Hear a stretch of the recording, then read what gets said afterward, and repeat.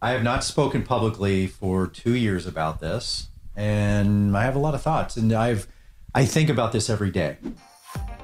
Chris Harrison is ready to speak, returning to the public with a new podcast, the most dramatic podcast ever. Greg and Victoria are not letting Ciao go. Susie and Clayton are back on speaking terms, plus Zach's new season promo shot. Hello, everybody. Welcome back to our channel. We're going to be breaking down the biggest Bachelor Nation news of the week. This is also going to be probably our last Bachelor Nation panel of the year, so we're definitely going to get all into it, and we will be back next year to pick things up. We'll still keep you guys updated on some tea, but this might be our last panel together. So Morgan, how are you doing? How are you preparing for the holidays? Hi, Zach. I'm doing good. Preparing by still working nonstop. I'm not taking any time off between now and the end of the year because my fiance and I are actually taking our big trip to South Africa in January.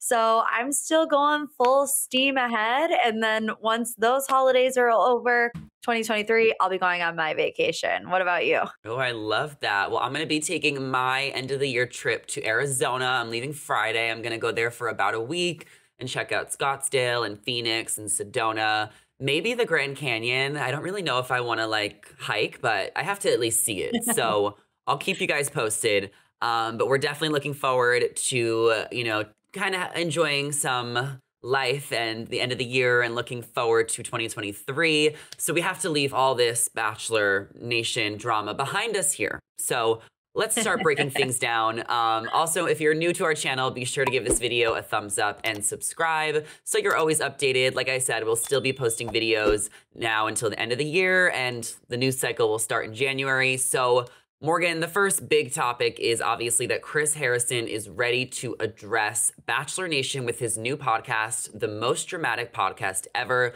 coming on January 9th with iHeartRadio. So we have a few weeks to prepare for this. What were your initial thoughts? I was not in the slightest bit surprised by this. I feel like it has been a long time. It's been 2 years, which is hard to believe that it's been that long. Yeah. Obviously, we didn't know for sure what Chris would be doing, if he would ever make his return to reality TV. But I mean, podcasting is so huge these days. Everybody has a podcast. I'm actually surprised that it took him this long to come out with one. I think he kind of wanted it to die down a little bit. I don't want to say that people have forgotten about it because they haven't, but I do think that a lot of people forget the intricate details of everything that went on. Whereas with Chris, it wasn't just about Matt and Rachel. It actually had something to do with Rachel Lindsay as well. And I feel like 2 years ago, it's hard to remember all the little details that got Chris to where he is. I also think a podcast for Chris is a good way to get his story out there without getting immediate backlash. Because sure, people can leave comments on Instagram, but it's not like somebody can call into you while you're doing a podcast and give you all of these opinions. So not surprised. Will it be the most dramatic podcast ever? Time will tell. Yeah, this definitely kind of came out of nowhere for me, though. I don't know if I expected him to go the podcast route. I thought maybe he would host another show. I feel like there was rumors about that for a while.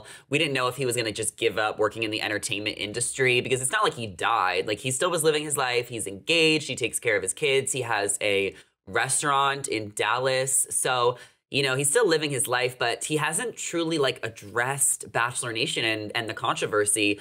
He did a little bit of a apology on Good Morning America, but that was really short. So I think that you bring up a good point that this is his opportunity to truly just speak freely and talk about, it seems like whatever he wants after maybe an initial episode addressing the situation. So I think the premiere episode, we're going to hear him talk about the controversy to some extent. And then I guess now we have a little teaser here. It says, I think about this every day. Truly, every day of my life, I think about this and what I want to say. I'm looking forward to getting this off my shoulders and repairing this, moving forward, and letting everybody hear from me. And then the podcast is supposed to include Chris's candid opinions on all things relationships, including dating, marriage, love, loss, and more.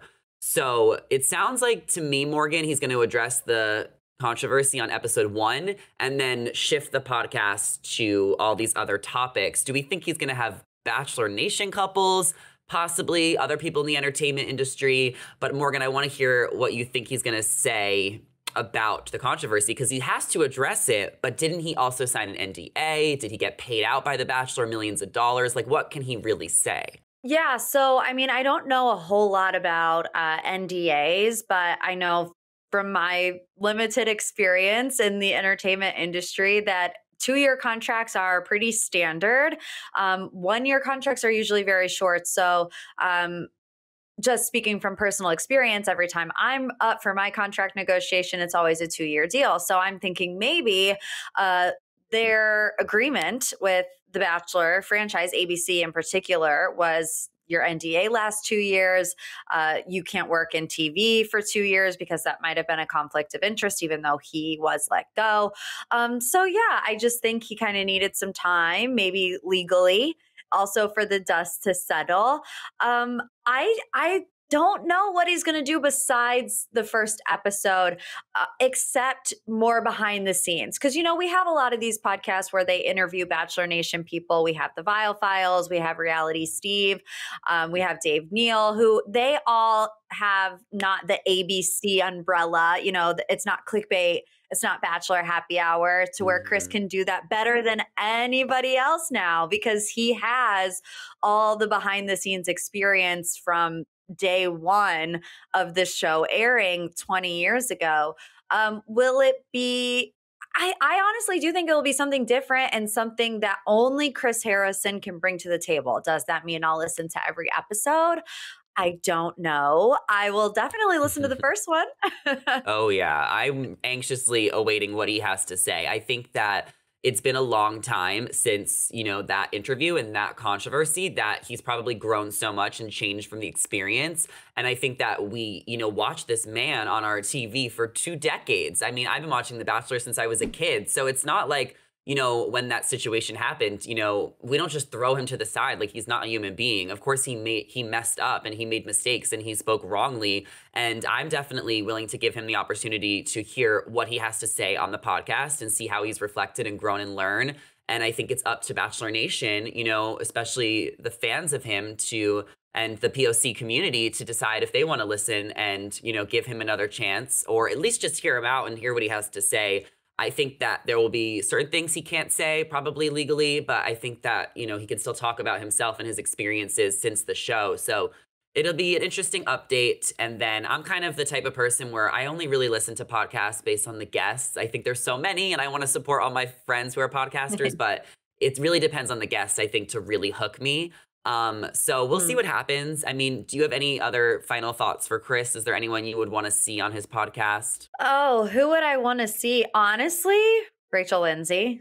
I think that would be a great episode. I think having Matt and Rachel on with him would also be a great episode. Jesse Palmer would be pretty good. So I'm trying to stir the pot as much as possible, and I would listen to all of those episodes. No, I would actually love for him to interview everyone from Bachelor Nation, like get Tayshia, get Jordan and JoJo, Sean and Catherine, but I just don't know if he's going to do that. It doesn't really say that in this teaser. And also, is that really his brand anymore? Like, could there be a legal obligation? It's interesting if he'll go into the Bachelor route or just kind of keep it more general. But I think we'll have to see at least 1 or 2 Bachelor people since he's friendly with a lot of them.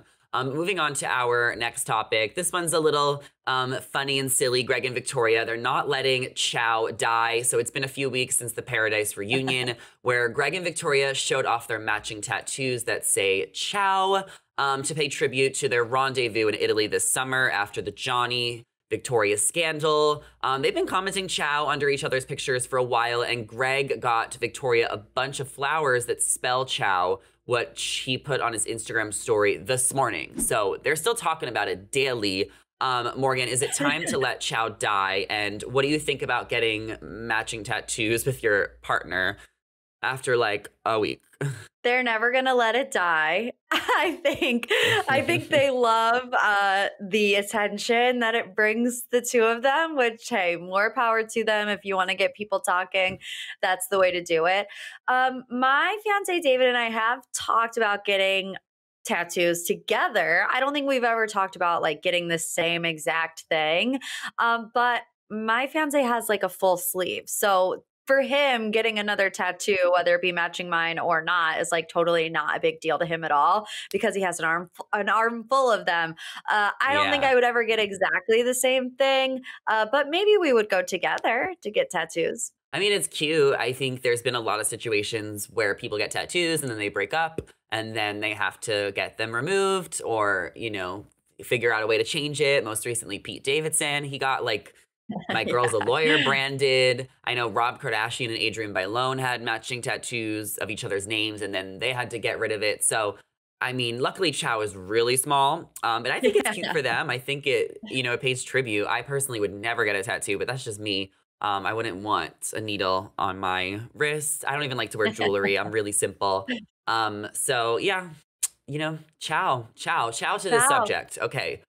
Susie and Clayton are back on speaking terms. Now, they broke up months ago and shared together on Caitlin Bristow's podcast that this was what was best for them and they needed to move forward separately while they agreed to still support each other. Susie did share that they weren't speaking a couple weeks ago because that is what Clayton wanted. He wanted some space to not speak to her and kind of just support each other from afar. However, Clayton did send her a nice text recently wishing her well, which she shared on the Bachelor Happy Hour podcast and said that Susie really pushed him to go after his passions and career-wise, and he is forever grateful for her for that.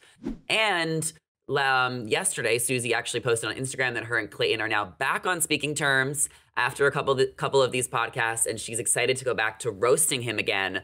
I mean, are they flirting again? This is so confusing to me. I don't know. I think they both just have kind of flirty personalities by nature.